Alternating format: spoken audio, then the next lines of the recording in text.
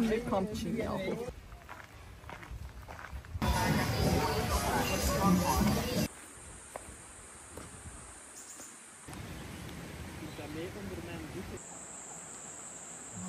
İnanılmaz güzelsin. One or the dry one only. Don't touch the bamboo. Suyu bambudan çekmek için de küçük bir delik açıyorsun dedi. Çok küçük. Şimdi girmeye çalıştığım yer.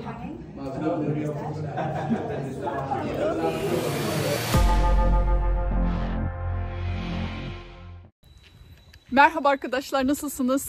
Ben çok iyiyim. Tayland'da bir National Park'ın içindeyim şu anda. İsmi Khao Sok. Bugün burada bütün bir gün hiking yapacağız. Yani yürüyüş yapacağız. Şelalelere gideceğiz. Yarın tekne turu yapacağız. Bu bölgeyi keşfedeceğiz. Siz de benimle birlikte elbette yine keşfedeceksiniz. Gelin şimdi hem yürüyelim hem de biraz size buralardan bahsedeyim. Khao Sok Ulusal Parkı arkadaşlar Tayland'ın güneyinde. Harita üzerinde hemen bakalım neredeyiz. Burası yaklaşık 740 kilometre büyüklüğünde dev bir vahşi orman. Amazon ormanlarından çok daha fazla çeşitliliğe sahip olduğu bilgisi yazıyor internette. Oldukça şaşırdım buna ve daha da eski bir yağmur ormanı olduğu yazıyor. 1980 yılında National Park ilan ediliyor. Turistler genelde bu bölgeye geldiği zaman Khao Sok kasabasında kalıyor. Yani bizim de kaldığımız bölgede kalıyor. Çadır, ne bileyim işte bir sürü otel alternatifi, pek çok opsiyon var kalabileceğiniz. Çok da şirin bir kasaba. National Park'ın içinde de kalabilirsiniz. Orada raft house dedikleri direkt gölün üzerinde evler var. Yani bungalov tarzında. Oralarda da kalabiliyorsunuz. Fiyatlar daha yüksek oluyor tabii. Parkın en belirgin özelliklerinden biri burada dünyanın en büyük çiçeği yetişiyor. İsmi Rafflesia arnoldi. Çapı 90 santimetreye kadar büyüyebiliyor ve ağırlığı 7 kilo. İnanılmaz bir şey. Maalesef göremedik çünkü sezonu değil. Sezonu Ocak-Mart arası. Şu anda göremedik ama ben size resmini gösteriyorum. Etobur bir çiçek. O yüzden de sinek de oydu buydu minik böcekleri yiyor. İnsana hiçbir şey yapamıyor arkadaşlar. Biz kocamanız. Yani bizim kaslarımızın yanında onun yapraklarının kasının hiçbir gücü yok. Börtü böcek yediği için oldukça kötü kokuyormuş. Keşke görebilseydim ama. Yani dünyanın en büyük çiçeğini, çok çılgın bir şey olsa gerek. Ulusal Park'ın içinde pek çok şelaleler var. İşte fil gözlemleyebilirsiniz deniliyor. Pek çok maymundu, örümcekti, gecko çeşidiydi, bir sürü hayvan, bir sürü bitki çeşidi, çiçekler gözlemleyebiliyorsunuz. Doğası inanılmaz güzel. Size şu sesi bir dinletmek istiyorum.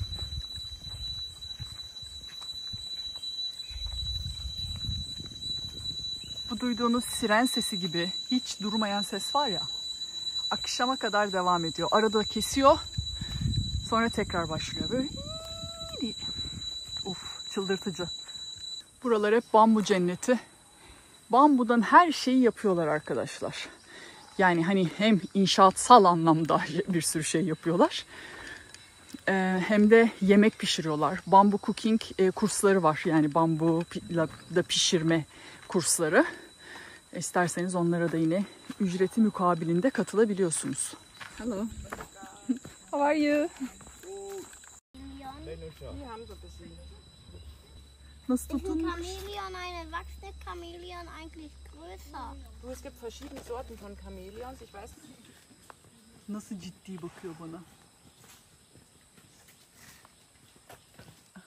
Rehberle gezmenin böyle bir güzelliği var işte. Anında görüyorlar. Senin böyle asla bakıp göremediğin şeyi. Birkaç yerde deneyimledim bunu. Burada rehberle de gezebiliyorsunuz ama bizim gibi böyle tek başınıza da gayet yürüyebilirsiniz. Patika oldukça açık. 500 metre, 800, 1,5 kilometre falan derken en uzaktaki Tongkulai Şelalesi 5 kilometre. Oraya doğru bizim yol. Diğerlerini de yol üstünde göreceğiz diye tahmin ediyorum. Bu çok farklı ama yüzü bambaşka.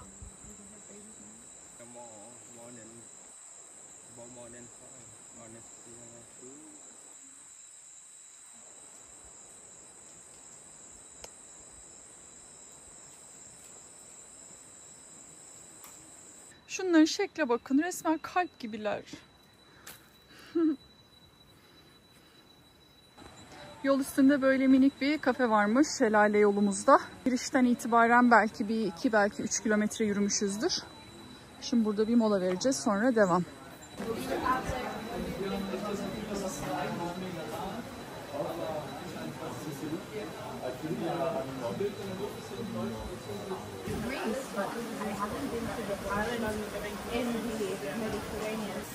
Burada sadece rehberle gidebilirsiniz. Bundan sonrasını yalnız yürüyemezsiniz yazıyor. Herkes de rehberle gidiyor. Biz de böyle bir kaldık burada şimdi neden diye. Çünkü bir sürü uyarı vermiş. Bence devam edelim. Let's go and follow them. So we're gonna have a guide. Biz de başka rehberi olanların peşine takılırız ya. Ne olacak? Üstümüze böyle kapı kilitlediler. Olmaz dediler. Almıyorlar bizi. Neden tehlikeli mi diye sorduğumda da işte yol bozulmuş bir şeylermiş. Bilmiyorum artık yani. Hello. Hello. Why don't you let us go? Thailand. Sorry, no, you're not guy. You're not go. Okay. Sorry. Okay, thank you. What are we gonna do? Swim there. Swim? Okay. Okay. Gidip yüzelim dedik o zaman. Daha ileri devam edemeyeceğiz. Burada yüzeceğiz şimdi. Kendimize bir alan arıyoruz. Hadi girelim o madem. Bir serinleyelim. Ya, suyun temiz gözüküyor ama emin olamadığım için ben gene böyle bacakları sokmaca yapacağım. Böyle üstünde beyaz şeyler var. Çok da akmıyor burada su. Ama bizim cengaver gidiyor. Ben de şöyle biraz yürümeceli. Hadi gelin. Şuradan girelim. Oo, su yalnız güzel serin. Ayağım acıdı. Oh.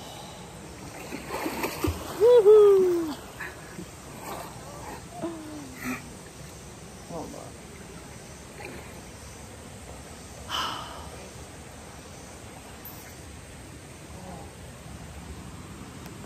Canım çekti ya. Ben de gireceğim. Dağlarda su ne kadar ne olabilir değil mi?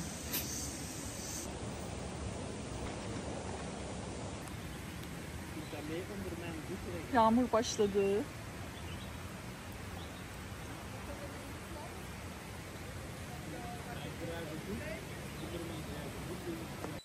Artık dönüşe geçtik. Size şu dev örümceği göstermek istiyorum.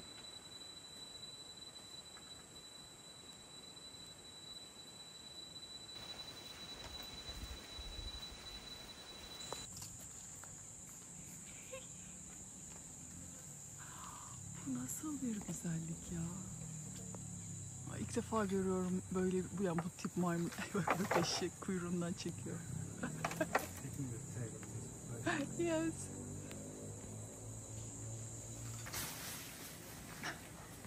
Vallahi arkadaşlarınız gürültü yapıyor. Oyun oynuyorlar çocuklar. Ne kadar güzelsiniz ya.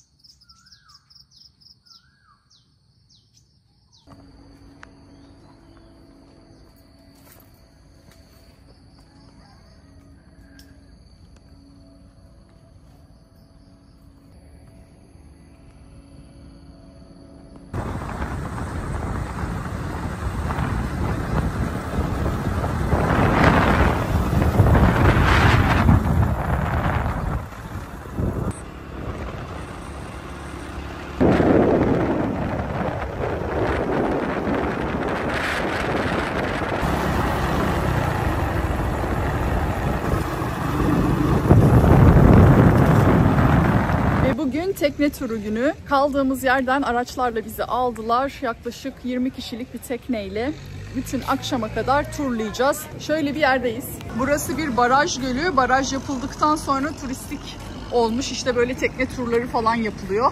Yine National Park'ın içerisinde bir alan. Birlikte keşfedeceğiz birazdan. Turun fiyatı 1500 baht yani 1500 TL. Böyle can yelekleri giydirdiler bize. Bu arada 340 baht yani 340 lira da giriş için ödüyorsun National Park'a. Toplamda işte 1500 artı 340 olmuş oluyor. Bu turun fiyatı tam bir.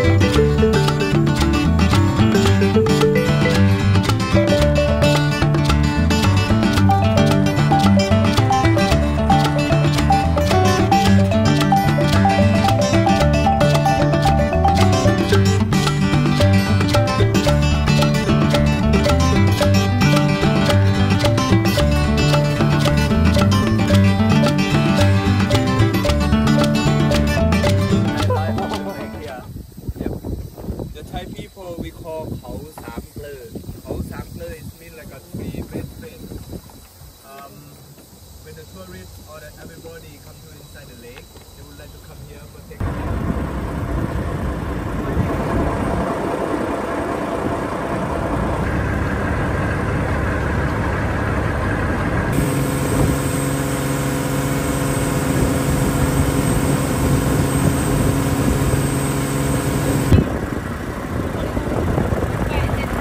Şimdi tekneden indik. Yarım saatlik bir yürüyüş orman içinde yapacakmışız.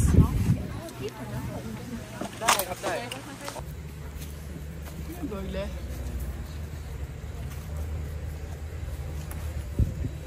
Soramadım da rehbere önden gitti. Evet, çamur biraz kayıyor. Is there an elephant? Did you hear it? Fil sesi geldi ya. Ay burada kim var?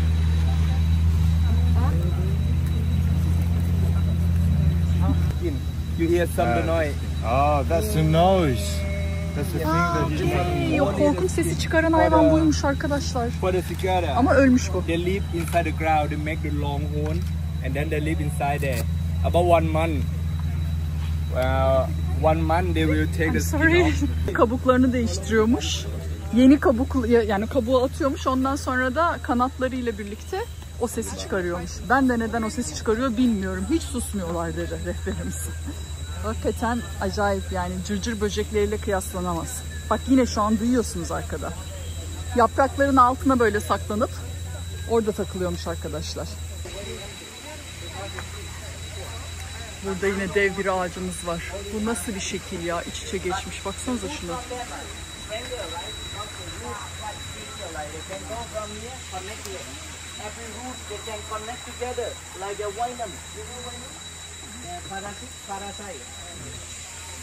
Bizim ekip devam ediyor. Peki ya bu mantarlar?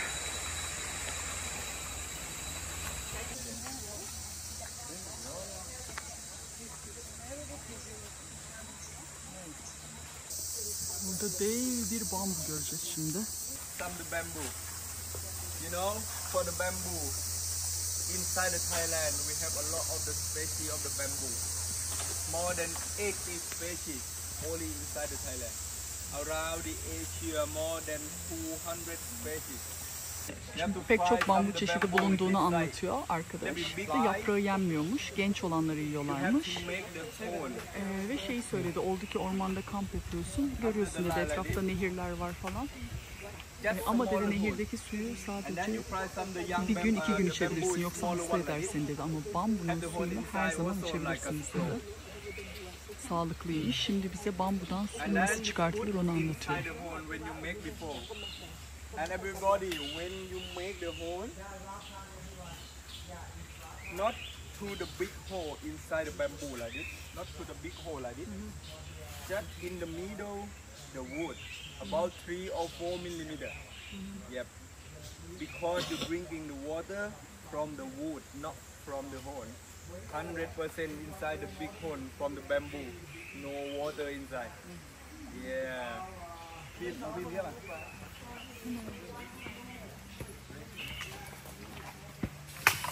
At the clover, they have the black color like this, like a spike.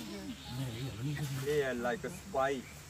When you touch them, and then you touch your body or your skin, make to your skin it very itchy.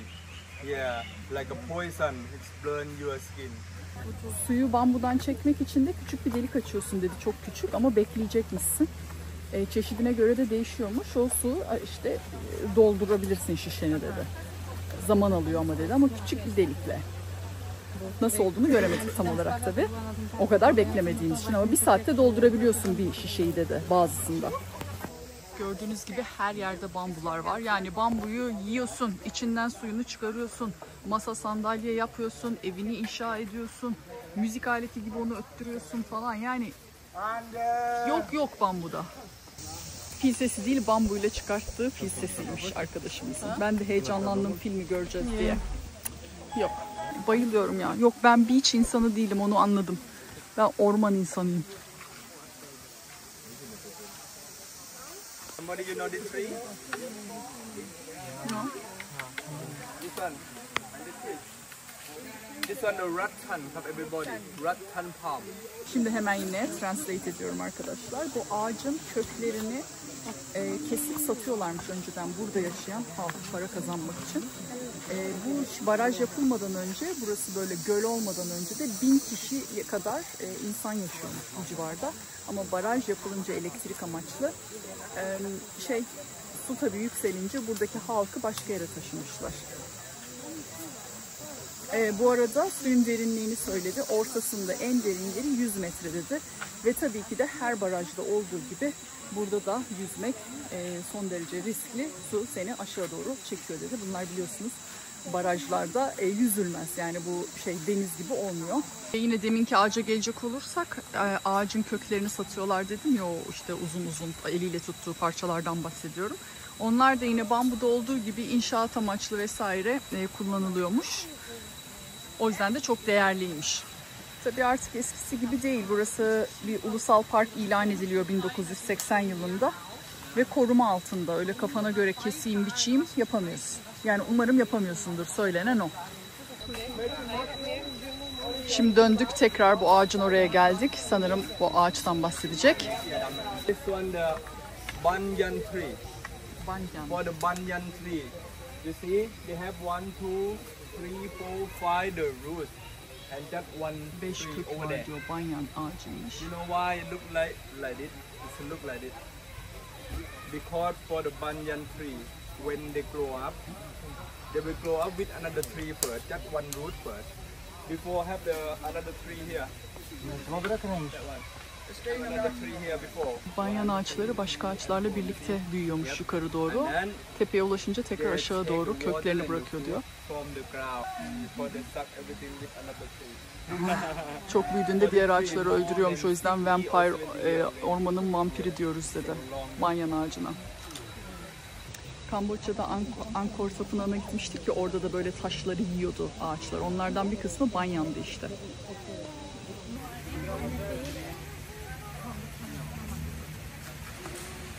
Hoşça kal güzellik. Amazon ormanlarına göre kıyaslayacak olursak arkadaşlar, burada sinek falan yok. Yani hiç ısırılmadım. Orada böyle komple kıyafet giysen de üstünden ısırıyorlardı. Her yerini sıksan da. Yani acayipti, korkunçtu. Böyle bir saatin sonunda dayanamadığımı hatırlıyorum. Yani o kadar bayılmama rağmen ormana. Bir yeter çıkayım buradan demiştim. Burada hiç. Yani şu anda yok en azından. Şimdi sıra Diamond Cave, yani pırlanta mağarasında. Tam bir kampçıyım yahu. Kamp ışığınız varsa takın dedi, ya da telefonla yürüyeceksiniz çünkü çok karanlık dedi. Tabii ki de bende var yani.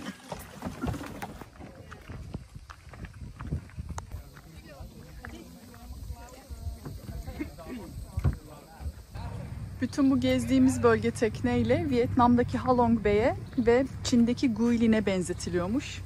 Dedim ki ne kadar şanslıyım, her ikisine de gittim. Bunların videoları oynatma listemde, yani Uzak Doğu'yu keşfet oynatma listemde var. Bütün şu ana kadar galiba 3 ay mı 4 ay mı ne oldu Asya'dayım. Bütün bu videoların hepsi. İlginizi çekerse oradan tarihe göre sıralayıp arkası yarın tadında izleyebilirsiniz. Burası acayip güzelmiş arkadaşlar ya. Bu arada yeri gelmişken hatırlatayım, videolarımı beğeniyorsanız beğenmeyi ve abone olmayı unutmayın, olur mu? Yani gerçekten oldukça vakit harcıyorum, emek harcıyorum. Umarım karşılığını alırım. Siz de ona göre karşılığını daha da fazla alırsınız. Çünkü ben motive olup çektikçe siz de daha güzel içerikler izleyeceksiniz. Öyle bir arzunuz varsa, benim kanalımdan beklentiniz varsa. Harika. Olağanüstü. Çok güzel. Prakyai Patch mağarasıymış bu arada. Diamond Cave, yani pırlanta mağarası bir yan tarafta gözüküyor. Oraya gidecek miyiz bilmiyorum. Bir mağara için kapalı dediler de o mudur nedir? Vallahi bölgede birden fazla mağara var. Hepsi uyar. Serinleyeceğiz içeri girince. Mağaraların en sevdiğim özelliği bu. Çok sıcak dışarısı. Evet, bayağı karanlık. Hemen fenerimizi yakıyoruz. Yuh. Epey kalabalık. Hala aynı noktada duruyoruz. Biraz hareketlendi şimdi. Ama bir ara dedim çıksam mı yani? Çünkü hafiften basmaya başladı beni. Ama hareket etmeye başlandığı için gidiyoruz. Biraz daha ilerleyelim bakalım ne göreceğiz.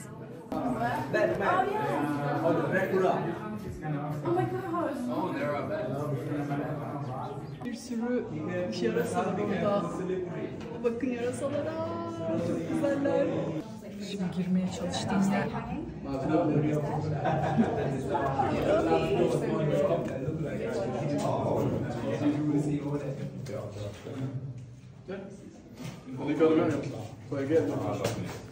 Yerler çok kaygan diye uyarıyorlar sürekli. O yüzden hep dikkat etmek gerekiyor.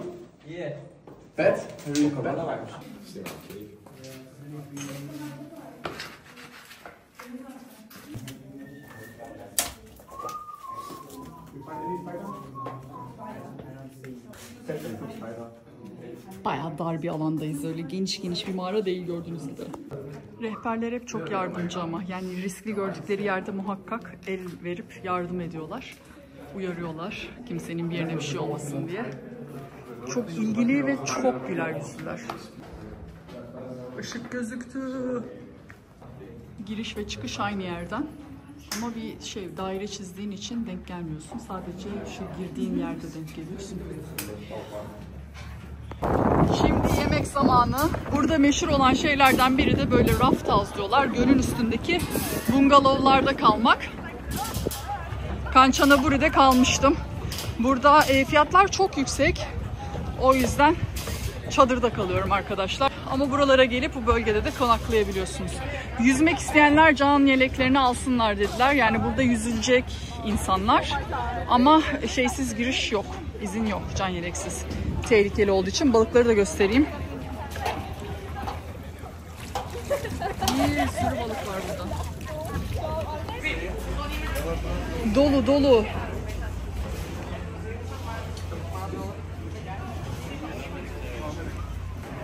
Evlerde böyle önlerinde minik balkonları var.